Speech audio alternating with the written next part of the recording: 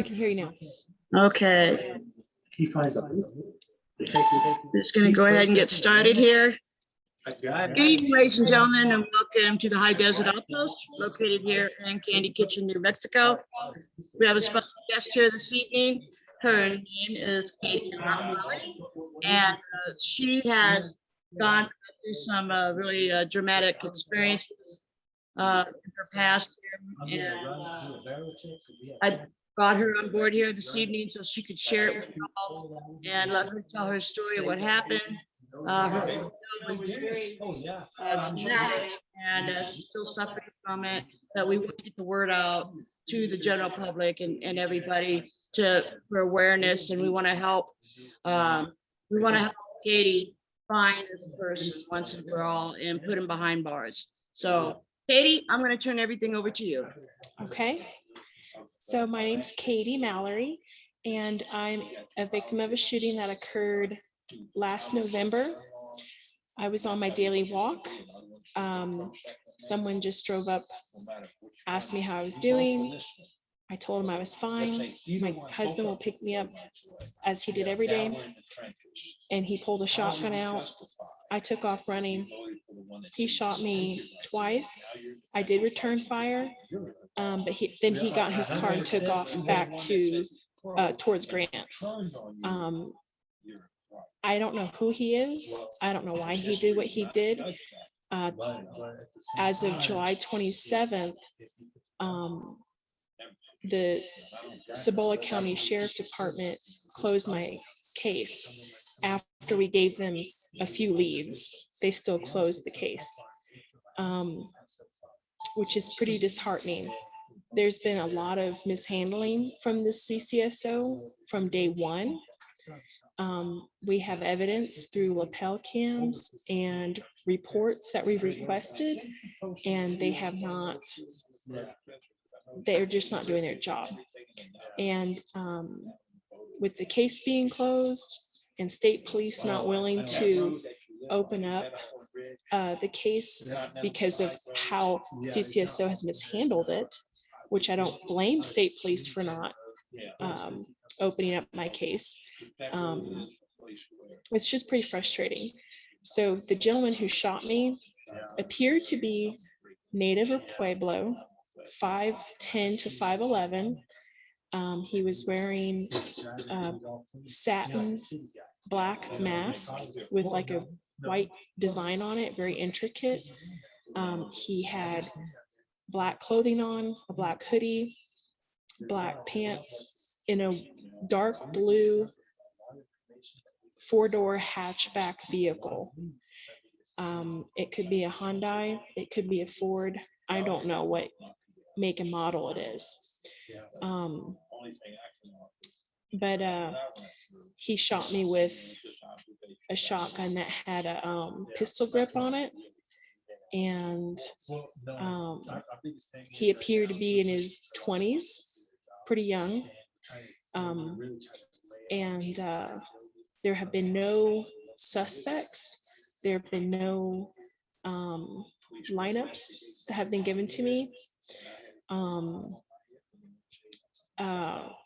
Several people in the beginning of the investigation who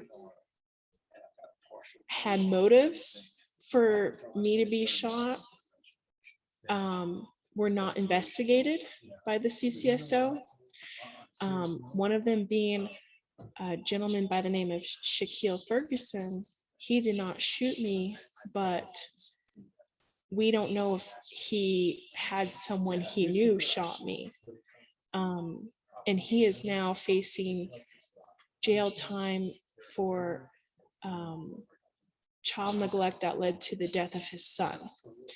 And so had CCSO done their job, maybe that little boy would still be alive. Another person of interest is someone that was an inmate at the Milan prison. My niece, Gabriella Ferguson, was working at the prison and stated she had issues with inmates, particularly one from Zuni, and a Native American male Now, when I was shot, this male was in the jail at the time I was shot, but the CCSO never looked into his records to see if he may have had someone on the outside try to shoot me because I'm associated with Gabriella. She's my niece. And the two of them had issues in the prison. So why, that's a motive. Apparently there's a group he belongs to, I can't pronounce it, but this group he belongs to, they make threats to people who wrong them by hurting their family. So it would make sense to look into this guy, but CCSO never did that. And after learning of all this information through the Inspection of Public Records Act, we have compiled all kinds of evidence that leads to nothing but CCSO neglecting the case. And so now I'm just going to the public to see if we can get any kind of help from the public and anything they might know. Like I said, this is all the information I know. And you can feel free to reach out to myself or my husband on Facebook. And I think that's it. No, I'm just gonna jump in. I don't see if I'm on the camera here. No, my biggest concern is we're addressing the justice system here, and we have a situation here where a law-abiding citizen had a crime done to her, and when we tried to address it with law enforcement, they have done the least, beyond the least, and we have worked hard at this, and we have evidence of their shortcomings, and we really want to address this. If they were to step up and work on our case and effectively work on the leads that we do have, potentially we could regain some respect for it. But as of right now, the Seabury County Sheriff's Office paints a picture that my son had accidentally shot my wife, and that we're just trying to cover it up, or I don't know. But to this day, there is only one witness statement that's obtained by the Sheriff's Department for their investigation, when there could be close to 20 that would actually paint the picture and give a clear depiction of what happened on the 24th of November 2020. If anyone has advice for us, or could give us some more direction, this isn't something that we're going to let up on. It is our belief that my 5-year-old step-nephew would still be alive today if my wife's case was properly investigated, because the first person of interest was the man held accountable for this little boy's death. In fact, this little boy was drowned in the river, and although specifics are not very clear, but it's looking like this man drowned my nephew in the Rio Grande, and he's behind bars right now. But the sisters of this little boy are still at risk, and we're trying to hold this little crime ring accountable, and we need the help of the citizens to help us address this issue. Right now, it's overwhelming how a lot of people try to show their respect for some of the law enforcement, and in many cases that they do work hard, and they have a hard job to do. But we also got to hold them accountable for when they fail to do their job. Now, we have on video deputies from this department, from the Seaver County Sheriff's Department, stating how they leave the criminals alone and the criminals leave them alone. Okay, that's not them doing their job. All right, this is a corrupt, failed department, and we need to address it. And we hope that citizens voice their concerns. And since over the past 10 months since this unfortunate incident occurred, we've had several people come up to us and voice how the system has failed them. You know, whether it's a situation where trespassing, you know, someone's poaching on their property, to violent actions where, you know, people were hurt and things were overlooked. Bottom line is our tax dollar money goes to agencies like the Seaver County Sheriff's Office, and we should expect performance out of them, period. And they're not performing. They're below standard, and this is very clear. We have evidence of it, and this has also been stated by state officials who are properly trained, and how they have failed this case, and many others. That's all I have. Why did they close the case? So they stated they closed the case because they have no leads to go off of. They sent us a letter that, when brought to the attention of public officials, was an improper form, and they cannot close it in the manner that they had. Maybe I can get on this forum and give a picture of it, and just so that maybe there's some knowledgeable people watching this and you won't question that. But they prematurely closed the case.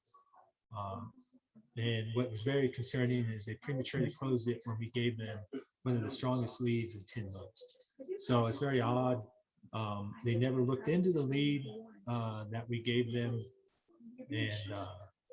And we know this through public records, because we've been requesting public records, and they have stated that there is no interviews conducted on the lead, or no reports on the lead that we requested them on.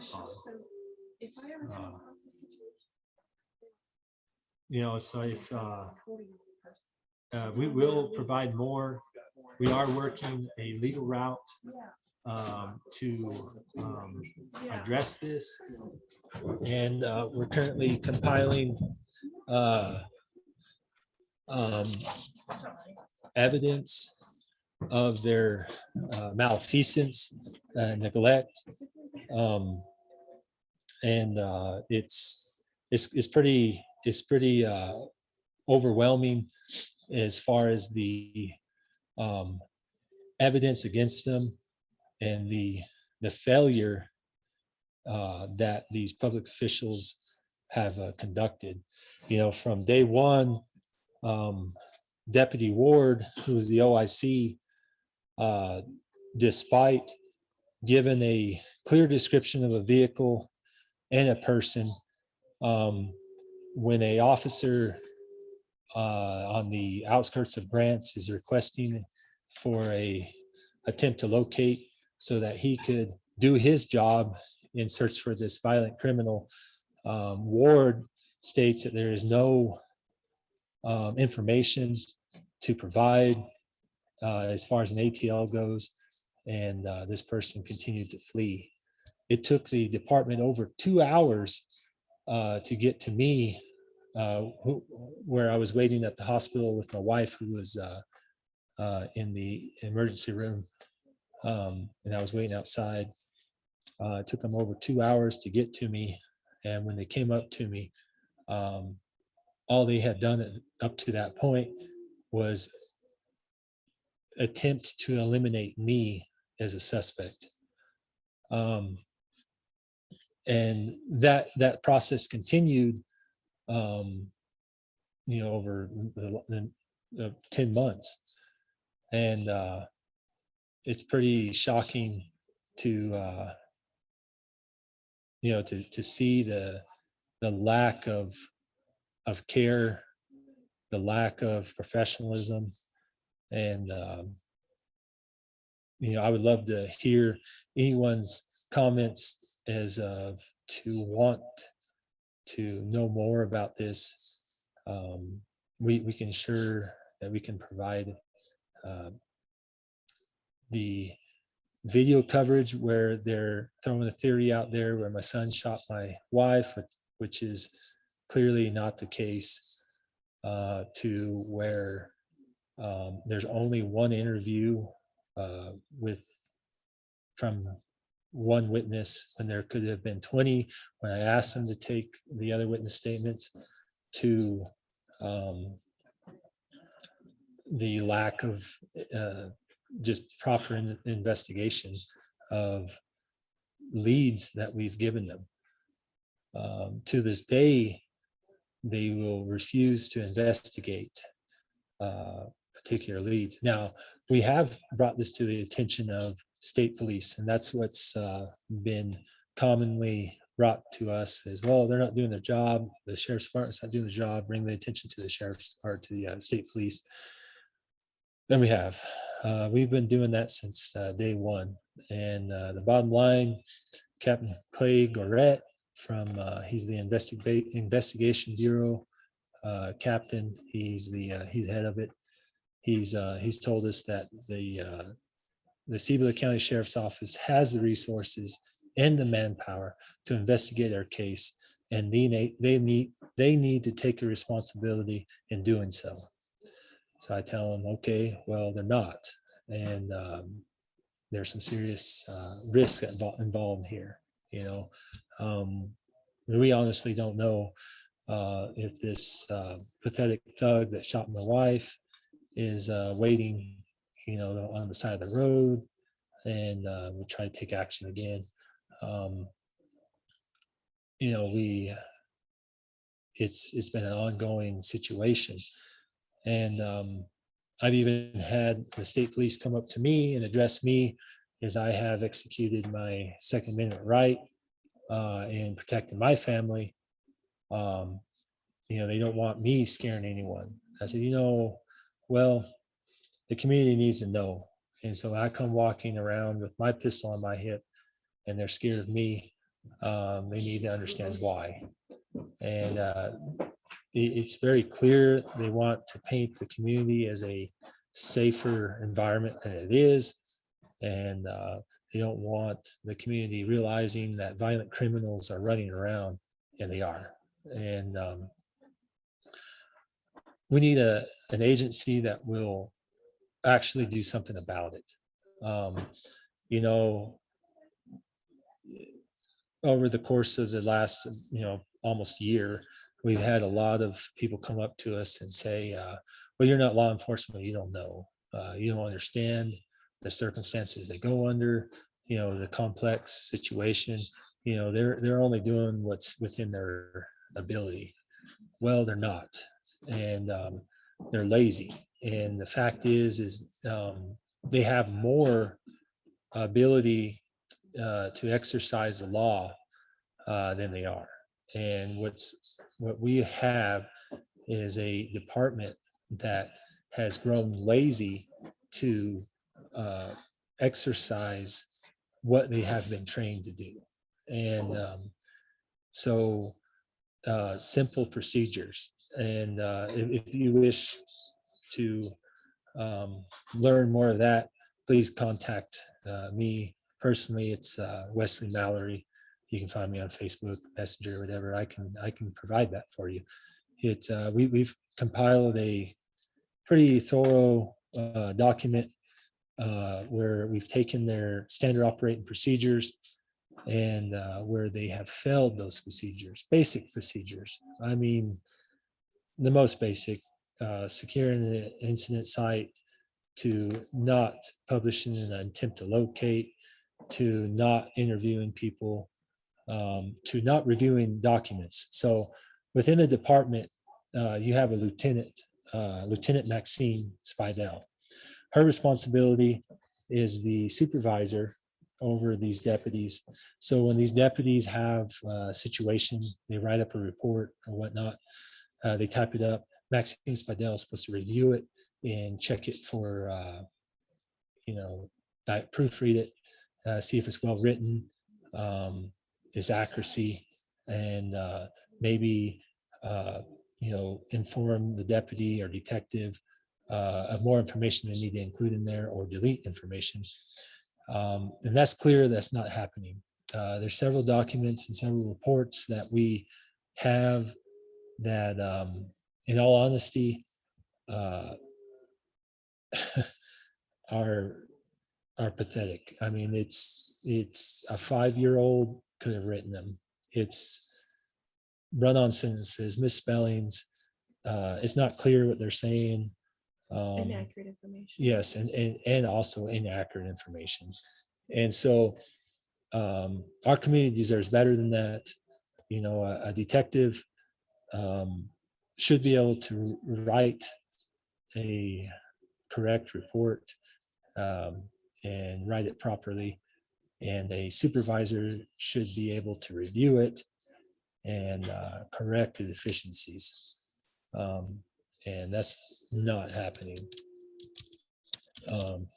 So in reference to the Seaboard County Sheriff's Office, we will be addressing this, and the substandard performances. And most importantly, I think it's vital that the voters out there will see some of this information and help them make an informed decision. There's rumors that Deputy Ward may be running for sheriff, and Deputy Ward is of the same substance of Tony Mace, and that is not what we need. Okay, I know that several people support Tony Mace, and trust me, we were in that group prior to our situation, and we need to be more understood of who he is. And throughout this pretty deep investigation that we've been putting forth, the Tony Mace has revealed to be a fraud. And although he talks about the Second Amendment and whatnot, and boasts as a rogue sheriff, he fails us as citizens, or he fails the citizens in applying the law. And we actually have this on email, and we can prove all this. And well, I don't know where you want to wrap it up at, but. Well, thank you very much, Katie and Wesley, for coming out tonight and joining us. Thank you for coming out.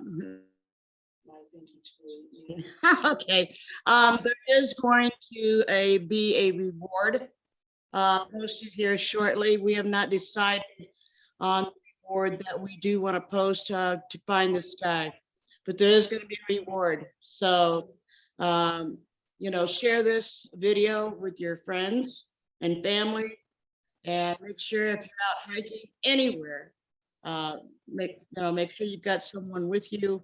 Do not hike alone. Make sure you have mace, a gun, something. New Mexico has just gotten really super bad with things like this, and it's not just in Mexico; it's everywhere around the world now. So I think Katie and Wesley coming out tonight for this potluck dinner and sharing the story. And I'm sure, I think Katie mentioned that today she still carries BBs in her body for the rest of her life. So this is something that, you know, that she has to live with for the rest of her life. You know, can you imagine, you know, going around the rest of your life with BBs in your body? I can't even fathom it. But anyway, there is going to be a reward posted. I will be back shortly. Once a reward amount has been decided, this video will be updated and shared with everyone. So thank you, Katie and Wesley, for coming out tonight. Thank you so much. Thank you.